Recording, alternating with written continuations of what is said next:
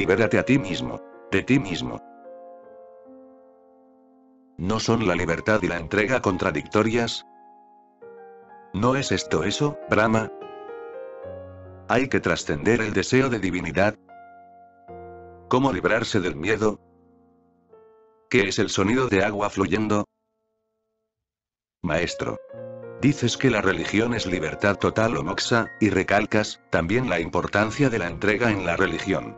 Pero, ¿no son la libertad y la entrega términos contradictorios?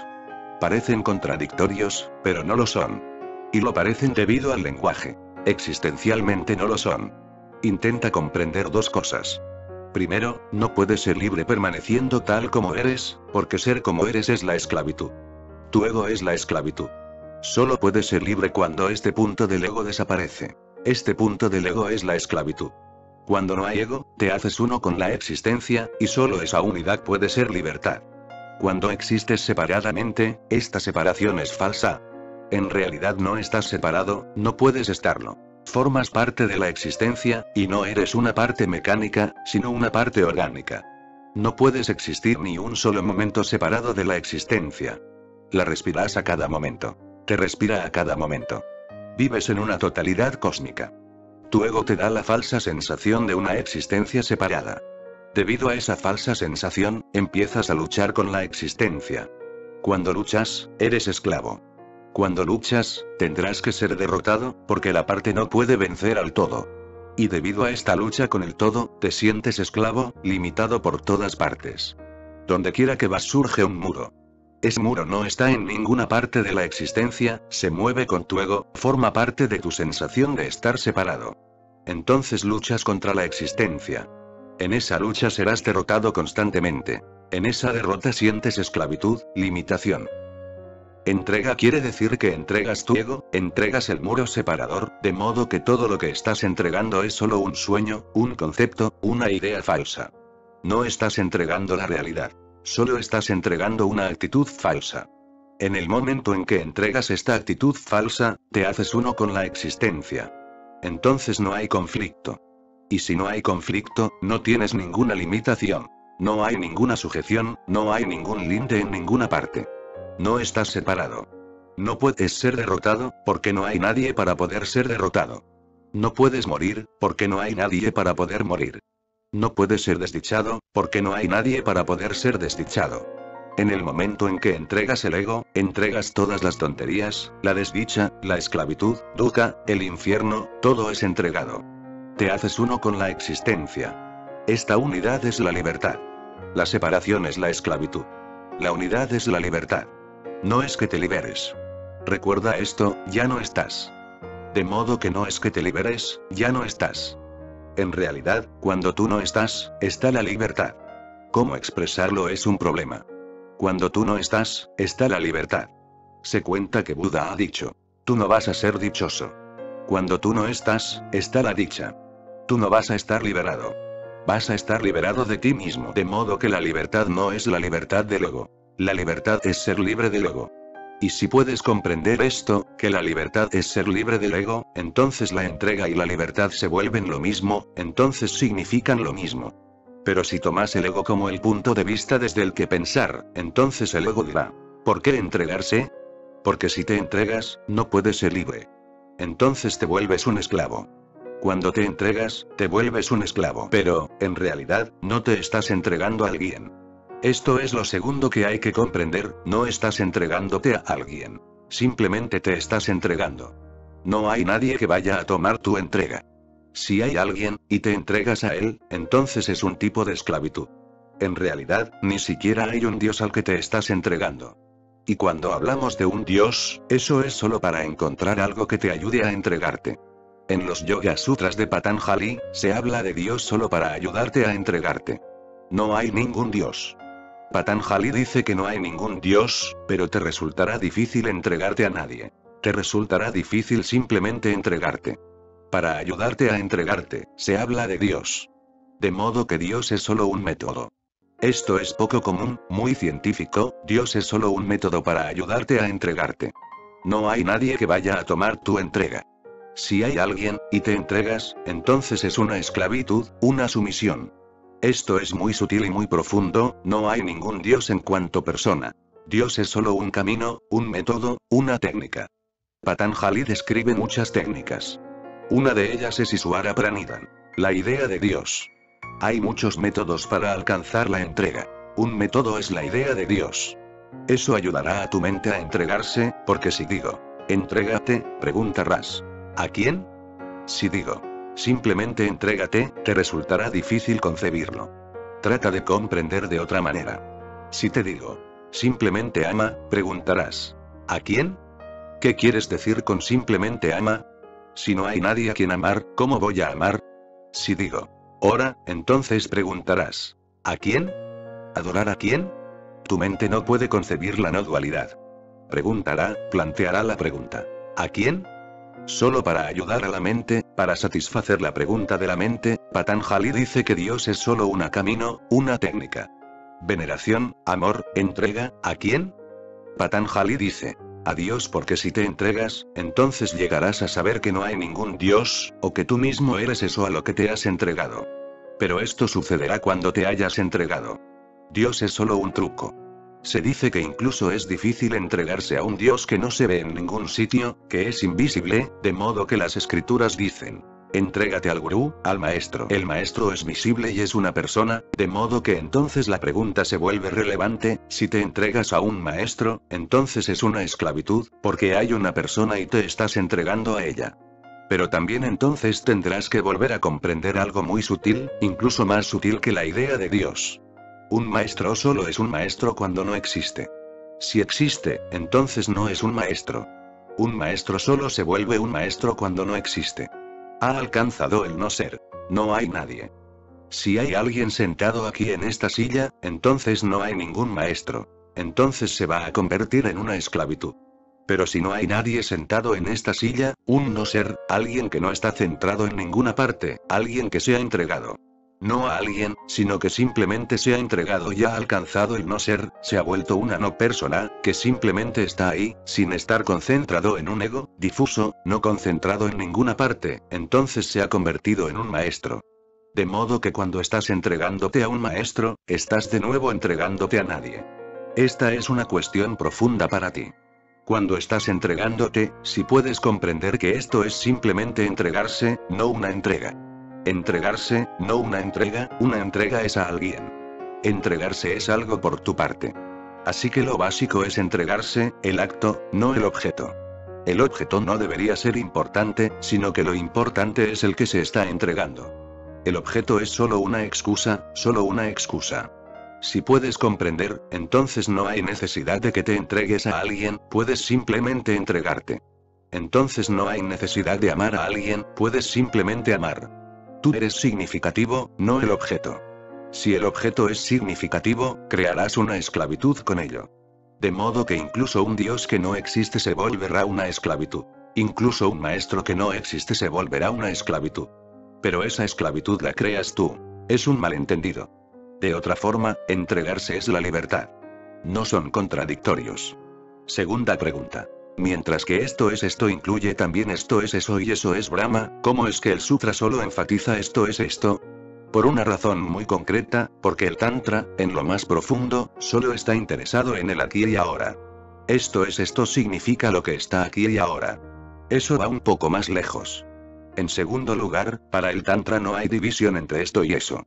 El Tantra es no dualista, esto es el mundo, y eso es Brahma. Esto es lo mundano, lo material, y eso es consciencia, lo espiritual.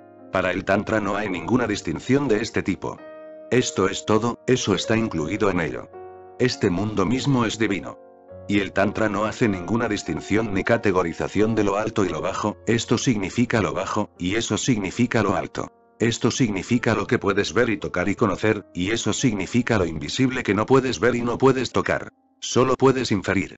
Para el Tantra no hay distinción entre lo alto y lo bajo, lo visible y lo invisible, la materia y la mente, la vida y la muerte, el mundo y Brahma, ninguna distinción. El Tantra dice, esto es esto y eso está incluido en ello. Pero el énfasis en esto es bello. Dice que, aquí y ahora, lo que hay, eso es todo. Y todo está en ello. Nada está excluido.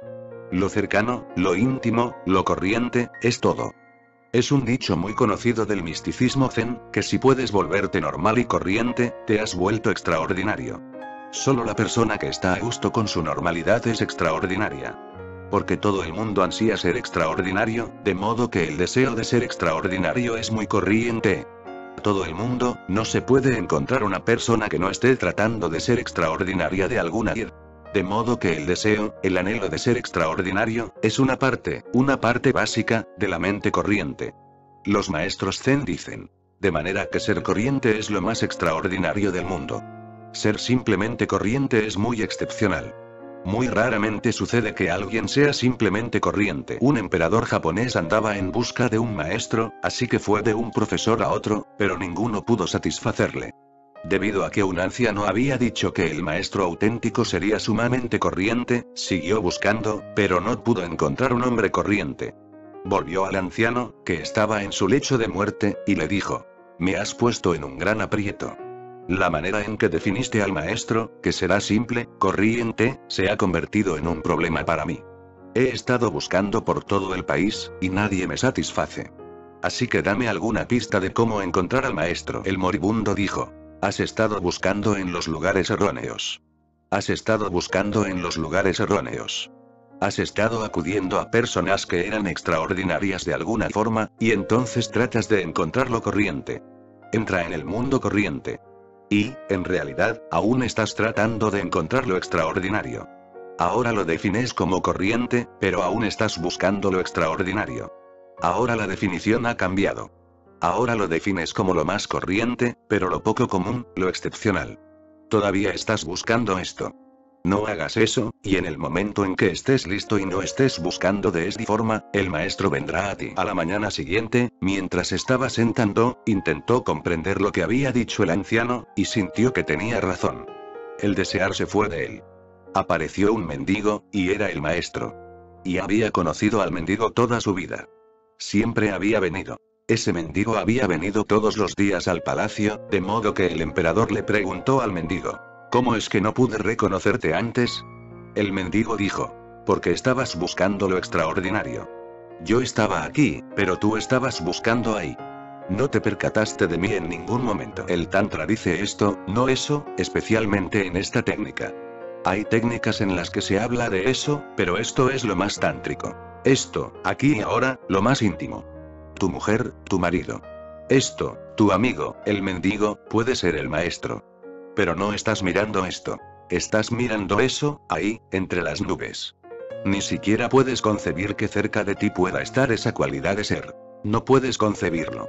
Piensas que ya conoces lo cercano, de modo que lo buscas lejos. Ya te parece que conoces esto, así que ahora lo único que hay que encontrar es eso. Esto no es verdad. No conoces esto, no conoces lo cercano. Lo cercano es tan desconocido como lo lejano. Mira a tu alrededor. No estás familiarizado con nadie, no conoces a nadie. ¿Conoces el árbol junto al que pasas todos los días? ¿Conoces a tu amigo, con el que has vivido toda tu vida? ¿O te conoces a ti mismo, que es lo más cercano? ¿Conoces tu cuerpo, la respiración que viene y va continuamente? ¿La conoces? No conoces nada. No conoces ni siquiera esto, así que, ¿por qué anhelar eso?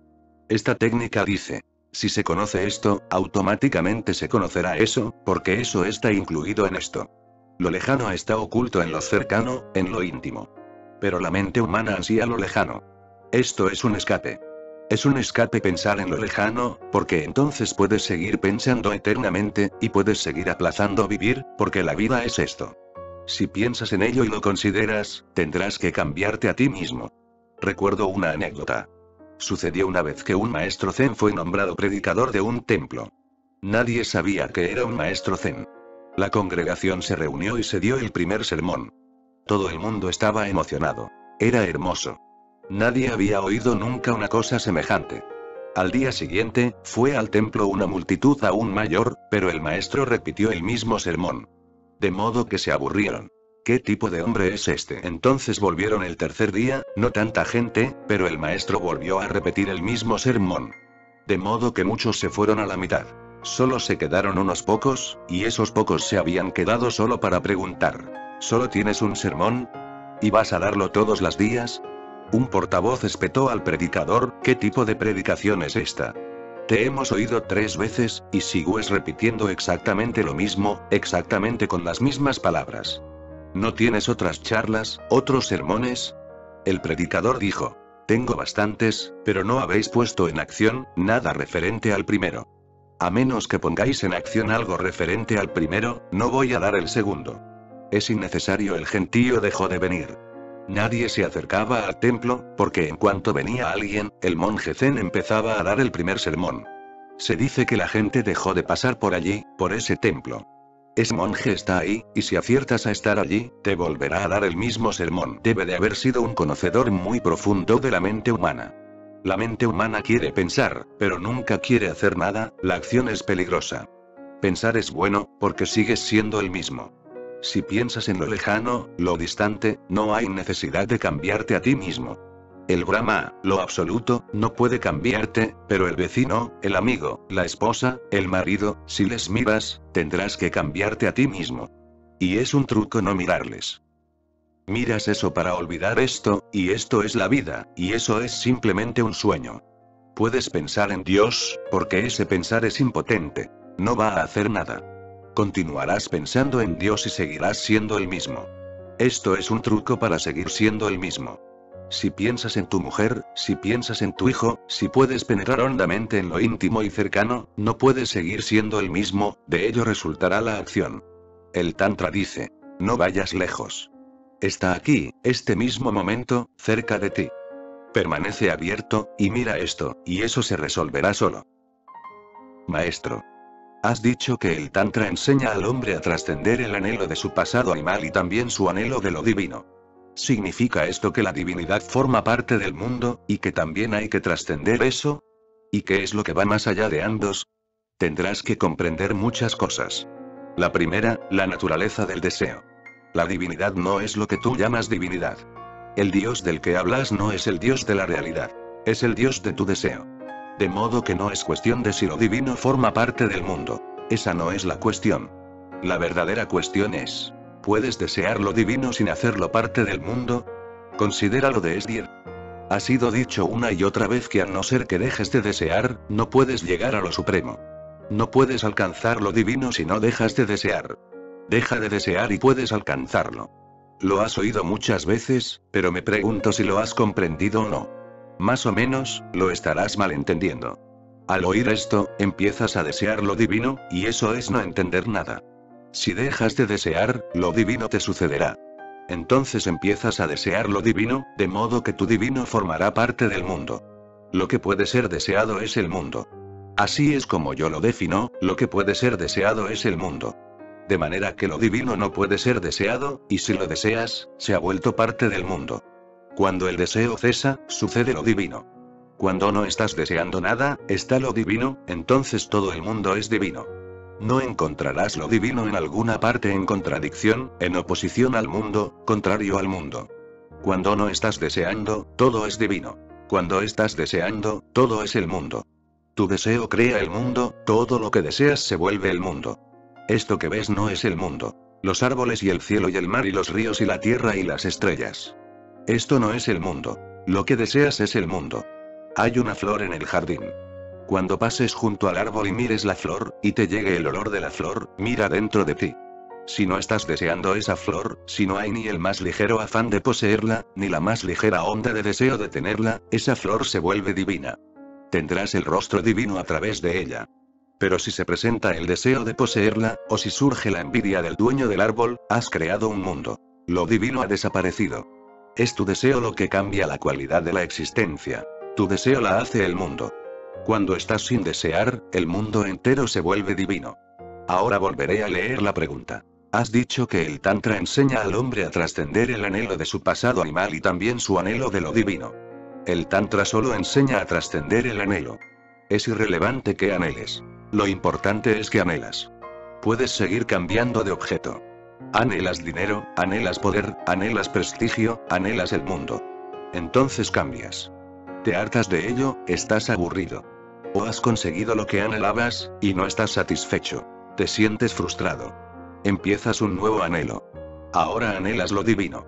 Anhelas moksha. el nirvana, la liberación, ahora anhelas a Dios. El objeto ha cambiado. Tú no has cambiado, tu anhelo sigue siendo el mismo. Antes perseguía el prestigio y el poder y el dinero. Ahora persigue el poder divino. Persigue lo supremo, moksha, la libertad absoluta, pero el anhelo sigue ahí. Normalmente, la gente religiosa va cambiando sus objetos de deseo. El deseo permanece igual, sin cambiar. Y no son los objetos los que crean el problema. Es el deseo, el anhelo, lo que crea el problema. El Tantra dice que es fútil seguir cambiando de objeto. Es perder el tiempo y la vida y la energía. Cambiar de objeto no ayudará, deja el anhelo. No anheles. No anheles la libertad, porque anhelar es la esclavitud. No anheles lo divino, porque anhelar es el mundo. No anheles lo interno, porque anhelar es lo externo. De modo que no es cuestión de trascender este anhelo o aquel. Simplemente deja de anhelar. No anheles, no desees. Simplemente sé tú mismo. Cuando no deseas, ¿qué sucede? Cuando no anhelas, ¿qué sucede? Estás inmóvil, todo movimiento cesa. No tienes prisa por llegar a ninguna parte. No estás serio. No hay esperanza y no hay frustración. No esperas nada. Nada puede frustrarte. No hay deseo. No puedes fracasar. Por supuesto, tampoco va a haber ningún éxito. Cuando no estás anhelando, ¿qué sucede? Simplemente te quedas solo, sin ir a ninguna parte. No hay meta, porque el anhelo crea la meta. No hay futuro, porque el anhelo crea el futuro. No hay tiempo, porque el anhelo requiere tiempo. El tiempo cesa. El futuro cesa. Y cuando no hay ningún anhelo, la mente cesa, porque la mente no es más que anhelo, y debido a ese anhelo tienes que planear y pensar y soñar y proyectar. Cuando no hay anhelo, todo cesa. Simplemente existes en tu pureza. Existes sin ir a ninguna parte. Dentro, todos los escarceos desaparecen. El océano permanece, pero no hay olas.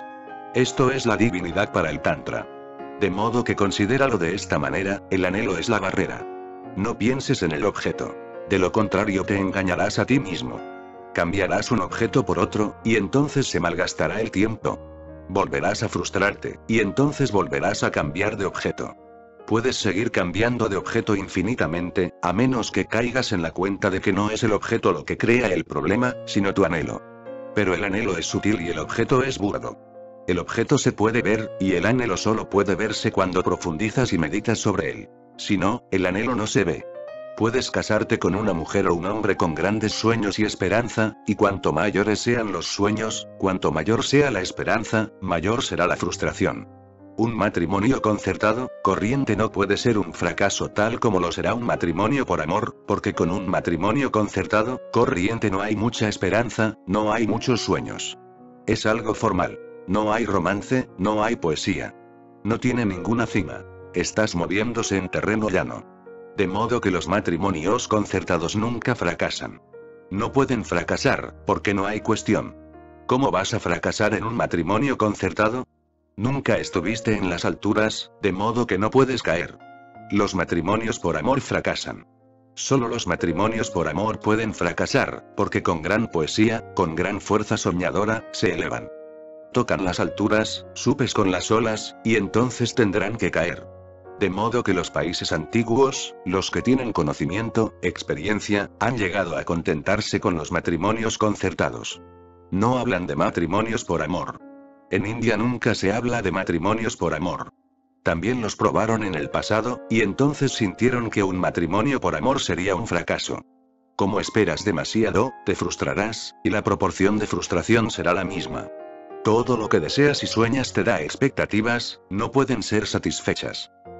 Te casas con una mujer. Si es un matrimonio por amor, esperas mucho de él.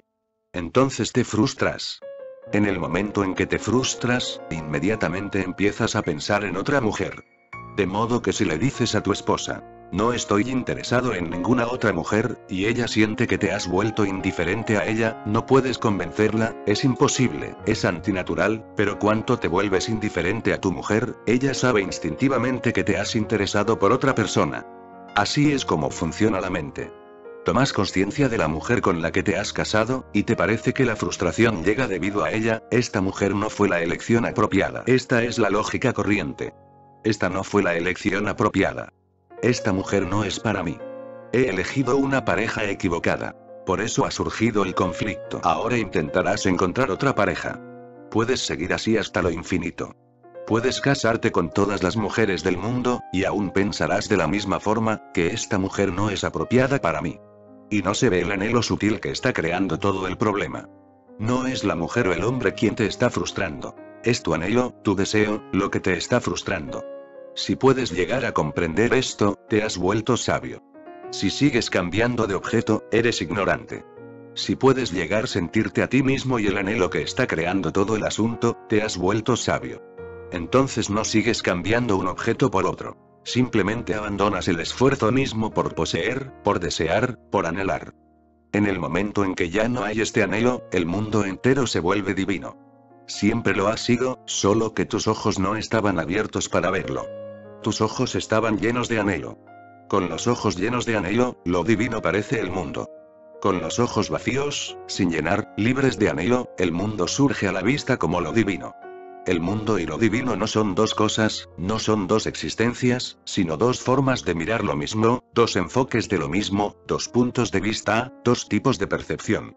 Una percepción nublada por el anhelo, otra percepción sin nublar por el anhelo. Si puedes mirar sin estar nublado, y tus ojos no están llenos de lágrimas de frustración y sueños de esperanza, no hay nada como el mundo. Solo existe lo divino, la existencia es divina. Esto es lo que significa el Tantra. Y cuando el Tantra dice que trasciendas ambos, al Tantra no le interesa ni esto ni eso. Al Tantra solo le interesa la trascendencia, para que no haya anhelo. ¿Y qué es lo que va más allá de ambos? Eso no se puede decir, porque en el momento en que se dice algo sobre ello, está dentro de los dos. Todo lo que se pueda decir sobre Dios será falso, simplemente porque se ha dicho. El lenguaje es dualista. No hay ningún lenguaje no dual, no puede haberlo. El lenguaje solo es significativo debido al dualismo. Digo luz.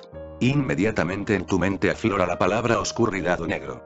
Digo día, e inmediatamente en tu mente surge noche. Digo amor, y justo detrás está escondido odio.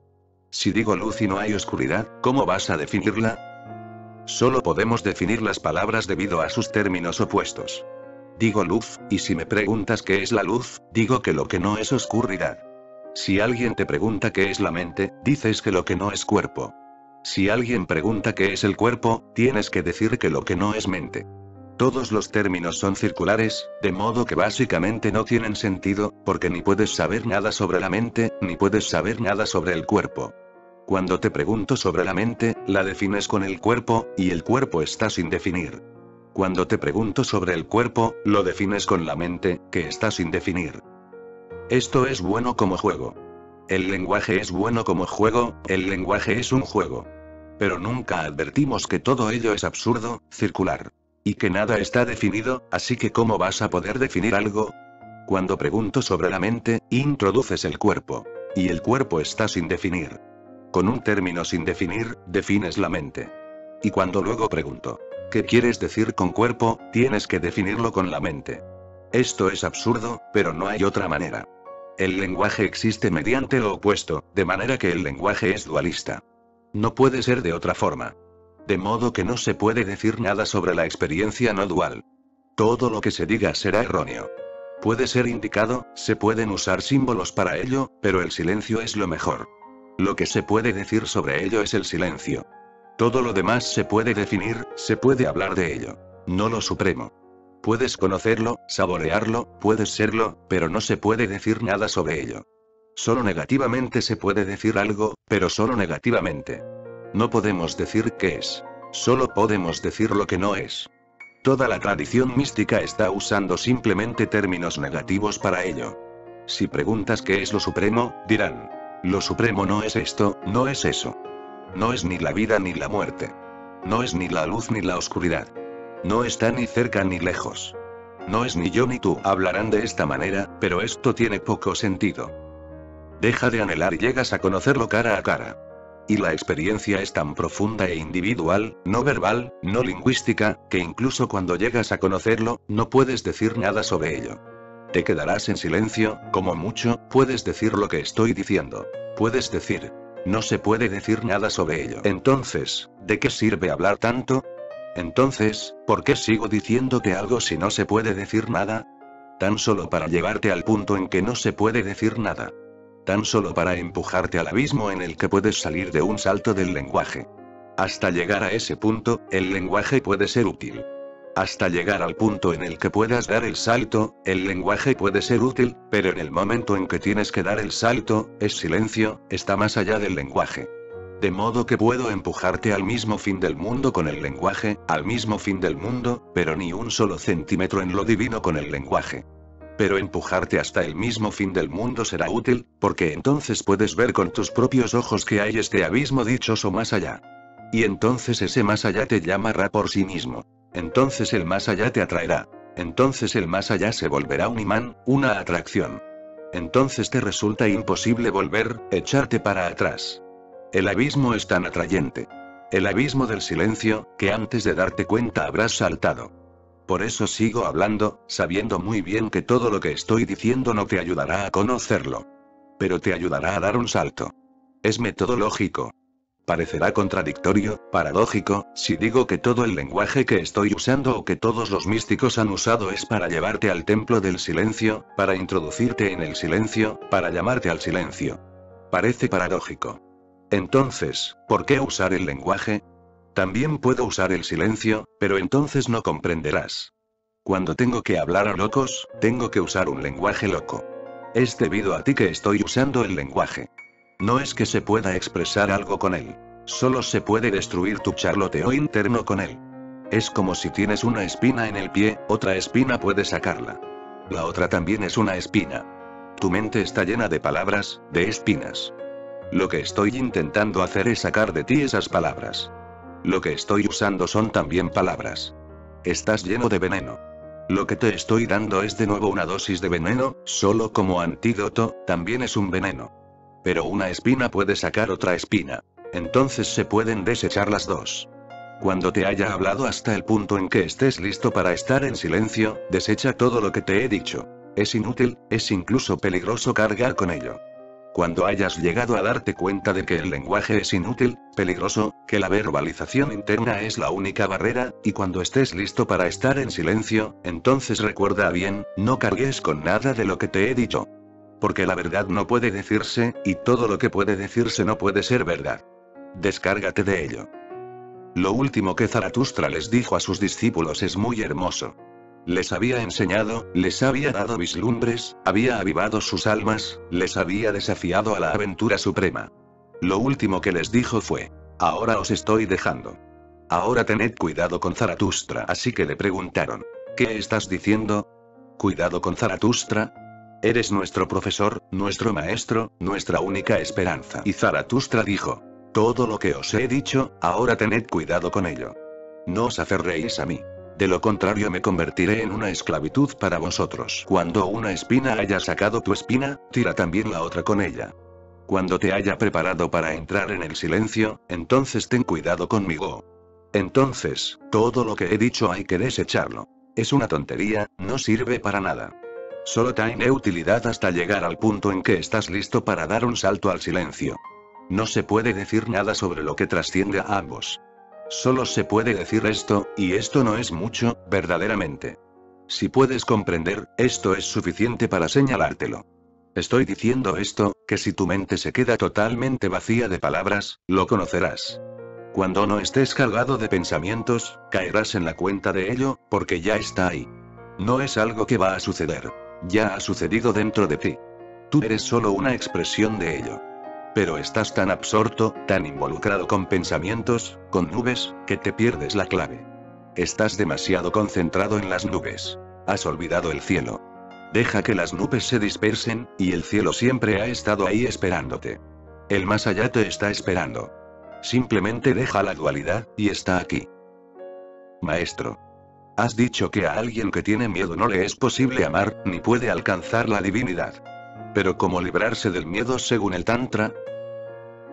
¿Por qué quieres librarte del miedo? ¿O es que le has cogido miedo al miedo? Si le has cogido miedo al miedo, este es un nuevo miedo. Así es como la mente va creando la misma pauta una y otra vez. Digo, no desees y entonces alcanzarás lo divino. Entonces preguntas, ¿de verdad? Si no deseamos, ¿alcanzaremos lo divino? Has empezado a desear lo divino. Te digo, Si hay miedo, no puede haber amor, de modo que le coges miedo al miedo. Preguntas. ¿Cómo puede uno librarse del miedo? Esto es, de nuevo, un miedo, y más peligroso que el primero, porque el primero era natural. El segundo no es natural. Y es tan sutil, que no eres consciente de lo que estás preguntando. ¿Cómo librarse del miedo? No se trata de librarse de nada. Se trata solo de comprender. Comprende el miedo, lo que es, y no intentes librarte de él, porque en el momento en que empiezas a intentar librarte de cualquier cosa, no estás dispuesto a comprenderla, porque la mente que piensa en librarse de ello ya está cerrada. No está abierta a comprender, no es comprensiva. No puede considerar calmadamente. Ya ha decidido. Ahora el miedo se ha vuelto el mal, el pecado, así que líbrate de él. No intentas librarte de nada. Intenta comprender qué es el miedo. Y si tienes miedo, entonces acéptalo. No intentes ocultarlo. No intentes crear lo opuesto. Si tienes miedo, entonces ten miedo. Acéptalo como parte de tu ser. Si puedes aceptarlo, ya ha desaparecido. Mediante la aceptación, el miedo desaparece. Mediante la negativa, el miedo aumenta. Llegas a un punto en que sabes que tienes miedo, y llegas a comprender. Debido a este miedo, no puede sucederme el amor. Así que, muy bien, ¿qué puedo hacer? Tengo miedo, de modo que solo sucederá una cosa, no fingiré que amo, o le diré a mi amada o mi amante que es debido al miedo que me estoy aferrando a ti. En el fondo tengo miedo. Seré franco acerca de ello. No engañaré a nadie, ni a mí mismo. No fingiré que esto es amor. Diré que esto es simplemente miedo. Debido al miedo, me aferro a ti. Debido al miedo, voy al templo, a la iglesia, y rezo. Debido al miedo, me acuerdo de Dios. Pero entonces sé que esto no es oración, esto no es amor. Esto es solo miedo. Soy miedo, de manera que, haga lo que haga, está ahí. Aceptaré esta verdad. Sucede un milagro cuando aceptas una verdad. La aceptación misma te cambia. Cuando sabes que hay miedo en tu ser y no puedes hacer nada al respecto, ¿qué puedes hacer? Lo único que puedes hacer es fingir, y los fingimientos pueden ir al extremo mismo, al otro extremo. Un hombre muy atemorizado puede volverse un hombre muy valiente. Puede crear una coraza en torno de él. Puede volverse un temerario, solo para demostrar que no tiene miedo, solo para demostrar a los demás que no tiene miedo. Y puede aventurarse en el peligro, puede engañarse a sí mismo con que no tiene miedo. Pero incluso el hombre más valiente tiene miedo. Todo su valor está simplemente en torno a él. En el fondo, tiembla. Para no tomar conciencia de ello, salta al peligro. Se involucra con el peligro para no tomar conciencia del miedo. Pero el miedo está ahí. Puedes crear lo opuesto, pero eso no va a cambiar nada. Puedes fingir que no tienes miedo. Eso tampoco cambia nada. La única transformación que puede suceder es que simplemente tomes conciencia de que soy miedo. Todo mi ser está temblando, y todo lo que hago es debido al miedo. Te has vuelto fiel a ti mismo. Entonces no le tienes miedo al miedo. Está ahí, forma parte de ti. No se puede hacer nada al respecto. Lo has aceptado. Ya no finges, ya no engañas a nadie, ni a ti mismo. La verdad está ahí, y no le tienes miedo. El miedo empieza a desaparecer, porque una persona que no tiene miedo a aceptar su miedo se ha vuelto valiente. Esa es la valentía más profunda que es posible. No ha creado lo opuesto, de modo que no hay dualidad en ella. Ha aceptado el hecho. Se ha vuelto humilde ante él. No sabe qué hacer, nadie lo sabe, y no se puede hacer nada, pero ha dejado de fingir. Ha dejado de usar máscaras, rostros. Se ha vuelto auténtica en su miedo. Esta autenticidad, y esta valentía para aceptar la verdad, te cambia. Y cuando no finges, cuando no creas un amor falso, cuando no creas un engaño en torno a ti, cuando no te vuelves una persona falsa, te has vuelto auténtico. En esta autenticidad, surge el amor. El miedo desaparece, surge el amor. Esta es la alquimia interna de cómo surge el amor. Ahora puedes amar, ahora puedes tener compasión, comprensión. Ahora no dependes de nadie, porque no hay necesidad. Has aceptado la verdad. No hay necesidad de depender de nadie. No hay necesidad de poseer y ser poseído. No hay ningún anhelo del otro. Te aceptas a ti mismo. Mediante esta aceptación, surge el amor. Llena tu ser. No le tienes miedo al miedo, no estás intentando librarte de él. Simplemente desaparece cuando es aceptado. Acepta tu ser auténtico y serás transformado. Recuerda, la habilidad de aceptar, una aceptación total, es la clave más secreta del Tantra. No rechaces nada. Mediante el rechazo te quedarás lisiado. Acéptalo todo, todo lo que es. No lo condenes, y no intentes librarte de ello. Esto conlleva muchas cosas. Si intentas librarte de ello, tendrás que cortar tu ser en secciones, fragmentos, partes. Quedarás lisiado. Cuando desechas algo, otra cosa queda también desechada con ello, su otra parte, y te quedas lisiado. Entonces no eres total. Y no puedes ser feliz a menos que seas total y estés entero. Estar entero es ser sagrado. Estar en fragmentos es estar enfermo y achacoso. De modo que diré, intenta comprender el miedo. La existencia te lo ha dado. Debe de tener algún significado profundo, debe de tener algún tesoro escondido, así que no lo deseches. No será nada sin algún sentido. No existe nada dentro de ti que no pueda ser usado en una sinfonía más elevada, en una síntesis más elevada. Todo lo que existe en ti, lo comprendas o no, puede convertirse en un paso. No lo consideres un obstáculo. Deja que se convierta en un paso. Puedes asumir que está obstaculizando el camino. No está obstaculizando. Si puedes montarte en ello, si puedes usarlo, ponerte sobre ello, te será revelada una nueva vista del camino en un nivel más alto. Podrás mirar en profundidad la posibilidad, el futuro, la potencialidad. El miedo está ahí con ciertos propósitos. Intenta comprender esto. 1. Si no hay miedo, te volverás demasiado egoísta, y no habrá forma de volver atrás. Si no hay miedo, tal como eres nunca intentarás fundirte en la existencia, en el cosmos. En realidad, si no hay miedo, no podrás sobrevivir en absoluto. De modo que está haciendo algo por ti. Independientemente de lo que seas, está desempeñando un papel en ello. Pero si tratas de ocultarlo, eliminarlo, crear su opuesto, te dividirás y te volverás fragmentario, desintegrado. Acéptalo y úsalo. Y en el momento en que sabes que lo has aceptado, desaparece. Tan solo intenta pensar, si aceptas tu miedo, ¿dónde está? Vino a mí un hombre y dijo: tengo mucho miedo a la muerte. Tenía cáncer, y la muerte estaba muy cerca. Podía suceder cualquier día. Y no podía aplazarla. Sabía que iba a suceder.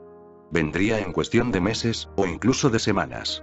Estaba realmente, físicamente, literalmente, temblando, y dijo: dame tan solo una cosa.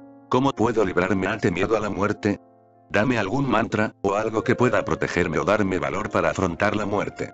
No quiero morir temblando de miedo. El hombre dijo: he acudido a muchos santos. Me han dado muchas cosas. Fueron muy amables.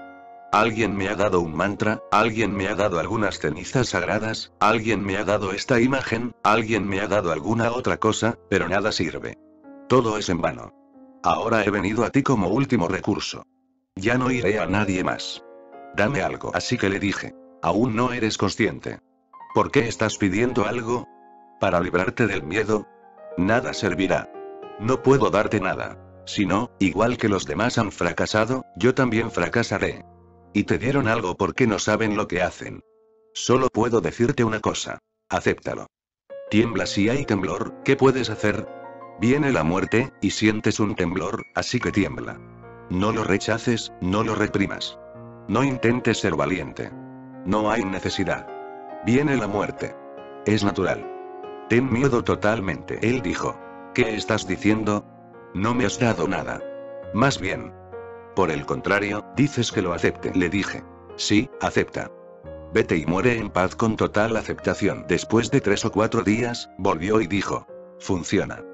No podía dormir durante muchísimos días, pero estos 4 días dormí profundamente, porque es así. Tienes razón, me dijo. Tienes razón. El miedo está ahí, la muerte está ahí, no se puede hacer nada. Todos los mantras son embaucamientos. No se puede hacer nada. Ningún doctor puede ayudar, ningún santo puede ayudar. La muerte está ahí, es un hecho, y estás temblando. Es natural. Llega una tormenta y todo el árbol tiembla. Nunca va a ningún santo a preguntar cómo no temblar cuando está pasando una tormenta. Nunca va a por un mantra para cambiar, para protegerse. Tiembla. Es natural. Es así. Y el hombre dijo: pero ha sucedido un milagro. Ya no tengo miedo. Si aceptas, el miedo empieza a desaparecer. Si lo rechazas, te resistes, luchas, le das energía al miedo. Ese hombre murió en paz, sin miedo, sin temor, porque pudo aceptar el miedo. Acepta el miedo y este desaparece. Maestro. Usando técnicas similares a la segunda técnica de la que hablaste ayer, oigo sonidos como el fluir de un río o de una corriente. ¿Puedo saber qué sonido es este? Si he comprendido correctamente, no debería haber pensamientos o sonido, y debería haber completo silencio. Entonces, ¿qué es este sonido? Al principio, antes de que te suceda el silencio, sucederá el sonido. De modo que es una buena señal. Las palabras, el lenguaje, la verbalización desaparecen. La segunda capa es de sonido. Pero no luches con él. Disfrútalo. Se volverá musical, bello. Te llenarás de su música, y cobrarás nueva vida con ello. Cuando la mente desaparece, aparece un sonido natural interno. Deja que suceda. Medita con él. No luches con él. Sé simplemente un testigo de él. Se hará más profundo. Y si no luchas con él y no creas ninguna pugna, desaparecerá por sí solo, y cuando desaparezca, caerás en el silencio. Palabras, sonido, silencio. Las palabras son humanas, los sonidos son naturales, el silencio es cósmico. De modo que es una buena señal. Esto es lo que se llama nada, el sonido interno. Óyelo, disfrútalo, sé un testigo de él. Desaparecerá. Y no te preocupes si pienses que no debería estar ahí. Si dices que no debería estar ahí, o si te apresuras a librarte de él de alguna manera, volverás a la primera capa, a las palabras. Recuerda esto. Si luchas con esta segunda capa de sonido, has empezado a pensar en ella y han entrado las palabras. Si dices cualquier cosa sobre este sonido, has perdido la capa segunda, más profunda, y has vuelto a caer en la primera. Has ido a la mente. No digas nada, no pienses en ello. Ni siquiera digas que esto es sonido. Simplemente escúchalo. No crees ninguna palabra en torno a él. No le des ningún nombre o fiel. Deja que sea como es. Deja que fluya, y sé un testigo. La corriente fluye, y estás sentado en la orilla. Solo un testigo, sin ni siquiera saber el nombre de la corriente, sin saber dónde va, sin saber de dónde viene. Simplemente siéntete junto al sonido, y tarde o temprano desaparecerá. Y cuando desaparezca, habrá silencio. Esto es una buena señal. Has tocado una segunda capa. Pero si intentas pensar en ella, la perderás. Volverás a caer a la primera, si no piensas en ella y puedes disfrutarla siendo un testigo, irás aún más profundo, a la tercera capa.